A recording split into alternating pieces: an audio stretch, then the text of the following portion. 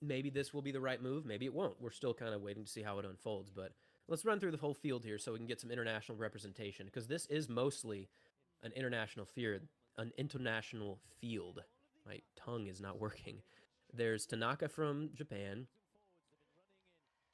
Ethiopia, Agness Ng'etich, as we mentioned, who's already taken the lead. She is not afraid to lead. I love it. Elise Cranny from the U.S., Andrews U.S., Asa from Ethiopia, Ejgaihu Taye, who is a really good racer. She won the 5,000 in Jamaica, and Winnie Kaladi from the U.S. So four racers, four challengers. I highly doubt we're going to get a super quick time here. This is favorable conditions for distance, but 30 based on how Ng'etich is looking right here.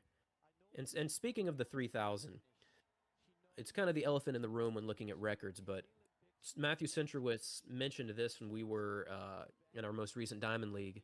The women's 3,000 record goes back to the early 90s in China from Wang Junxia, and she was notoriously a part of one of the most prominent doping scandals and doping teams in the history of running, and that came out in the mid 2010s. And there is some wild stories that you can read about that, and that her record stands at 8 minutes and 6 seconds, which, if you're converting to 2 miles, is more or less 8:45, maybe 8:40 if you want to get very technical, which is amazing. But even Beatrice Chibet only ran 8:11 in that Doha meeting in Rabat, and that for a lot of people is the outright world record. But a lot of sort of mythology behind that, and it's still in the record books for one reason or another. But yeah, there's a lot of very interesting aspects of the 3,000 on the women's side. So yeah, I'm expecting at least 8:40, 8:30, depending on the tactics. But Ng'etich not afraid to go out. I mean, I think if it ends up being a slower race, I would just keep an eye out on Jessette Andrews. She's more of the five. There's a lot of women in here who they run 10Ks and 5Ks. Jessette Mm-hmm. Andrews, yes, she runs the 5K, but she can run 15. She's ran a decent 8 in her time. I feel like that was her primary event at some point, and like she's always in it. She's sticking herself in it today, but if it comes down to a kick, that's what I'm putting my money on. All right, bold. I like it. Yeah, she has gone under 4 minutes in the 1500. And she's a 14:43 5,000 runner. Great range. And you got to think, technically speaking, she's married to Robbie Andrews, and one of the best kickers in history. So there might be some familial abilities there to really bring out a great time. But she's going to have to get to the finish line along Ng'etich, which is not an easy thing to do because I bring this up sometimes. Ng'etich holds that 10K road world record in 28:46. Same. Unbelievable. Like, talk about that kind of time will win you a lot of international 10K races on the men's side. So, and that race was in Spain, which Spain just somehow brings out the best road runners and road racing times in history. It probably was in Sevilla, Spain, too. Or was it Barcelona? Actually, I want to look that up. But yeah, women's 3,000, $50,000 on the line. Payday's coming in. So yeah, her personal best is from Valencia. Excuse me. Man, I should have known that. 28:46. That's crazy. That's wild. Yeah, it's crazy. It's amazing. She's this is kind of what happened in Kingston. You've got Taye behind her, stalking her prey, but if Ng'etich has the good day, man, she is next level.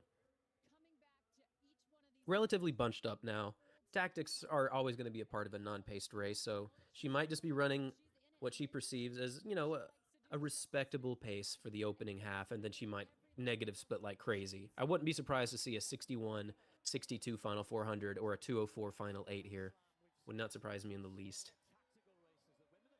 I love seeing Elise Cranny like sticking herself in it too. I think she's had a slower start to the season. Thinking about it earlier, typically when she was on Bowerman, their whole thing was train crazy hard and then do these time trial races. And now she's like doing the opposite of that with GST. And she's looking pretty good right now, just sitting on the rail and third, drafting off the top two.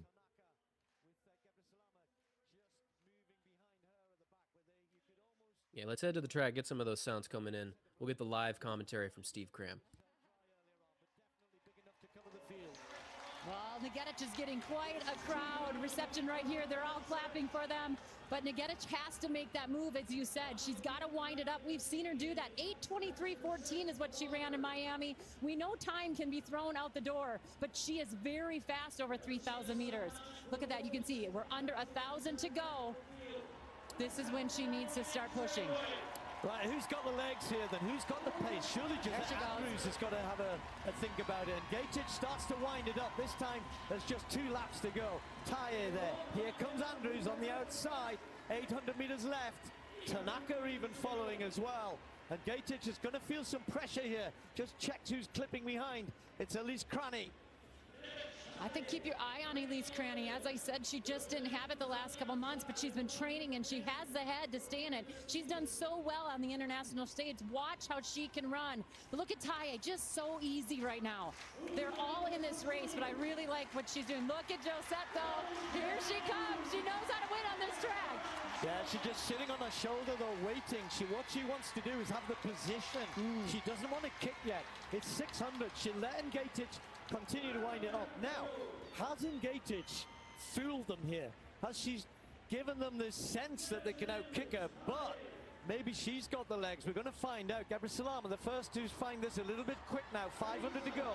Well, there's no messing around now in the long distance. There's one race. There's one Grand Slam champ in this long distance event right now. So you know Ng'etich is very much calculating and thinking about when do I need to make my final move. Kalati is still involved as well, and Tanaka at the back of that group as they take the bell. And Ng'etich is in the lead. The slam winner from Miami.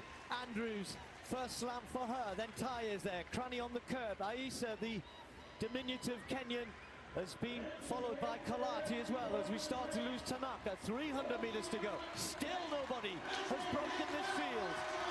Here comes Josette. She knows how to run the 1,500 meters, but don't sleep on Taye. Taye has been hunting and hunting. We saw this when she was in Kingston, Jamaica. But Ng'etich knows how to win at the slam. Look at these two stride for stride. I love what Ng'etich has done here. She's made them think they can sit and they can kick. She hasn't made it hard. She hasn't made it fast. Surely she's played into the hands of the others. So can Taye get it? Can Josette Andrews find something down the home straight? Stride for stride. A foot race to the line. And Ng'etich has won it like this before. She's going to do it again. And Ng'etich wins. Kenya beats Ethiopia in a kick finish off a slow pace. Who knew? 8:43. She's delighted with that. And you know what? Well done. I am sorry. Those long-distance runners, they know how to bring a show. You cannot be bored watching this kind of race here at the Grand Slam. Ng'etich is just so calm. She's young, but she's calculated. She's confident. She knows how to win. What an awesome race she just had there. But Taye gave her a run for her money. Yeah, 2:43 last 1,000 meters, and most of that was in the last 500 or 600 meters because everybody was still involved.